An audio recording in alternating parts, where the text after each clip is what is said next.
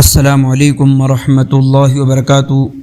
میرے عزیز بھائیوں اور بہنوں، آج ہم ایک ایسے نازک موضوع پر بات کرنے جا رہے ہیں جو اکثر دلوں میں سوال پیدا کرتا ہے، اور وہ یہ ہے کہ تبلیغ کی جماعت والے اپنے بیانات میں وہ کون سی غلطیاں کرتے ہیں۔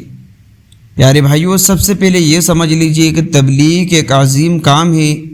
یہ دین کو عام کرنے کی ایک بہت بڑی خدمت ہے، مگر جہاں نیت خالص ہو وہاں کبھی کبھی انداز بیان میں کچھ ایسی کمزوریاں آ جاتی ہے جو سننے والوں کے لیے کنفیوژن اور غلط فہمی کا سبب بن جاتی ہے۔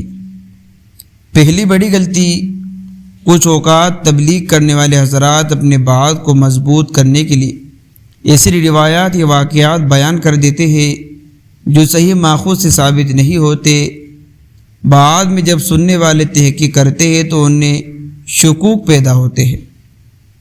دوسری غلطی دوستوں کیا کرتے ہیں کہ بیان میں انتہائی پسند جملے استعمال کرنا، مثلا یہ کہنا کہ جو ہمارے ساتھ نہیں وہ دین سے دور ہے۔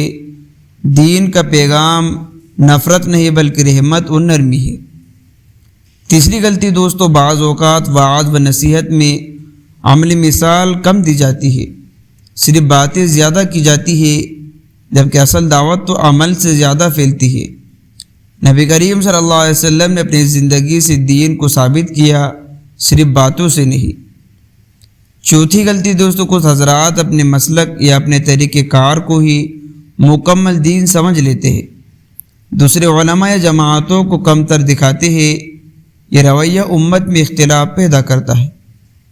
پیارے بھائیو، ہمیں یاد رکھنا چاہیے کہ بیان کرنے والا بھی انسان ہی، اس سے خطا ہو سکتی ہے۔ اصل کمال یہ ہے کہ ہم اپنی غلطیوں کو پہچانیں، اصلاح کریں اور نبی کے اسوے پر چل کر دین کو پیش کریں۔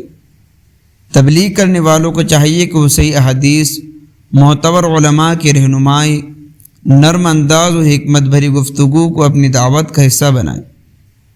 اللہ تعالی ہم سب کو دین کی صحیح سمجھ عطا فرمائے اور ہماری زبانوں کو حق بات پر قائم رکھے، آمین یا رب العالمین۔ تو دوستو رجی ساتھیو، آپ لوگوں کی کیا رائے ہمیں کمنٹ کر کے ضرور بتائیے۔ ملتے ہیں نیکسٹ ویڈیو میں۔ السلام علیکم۔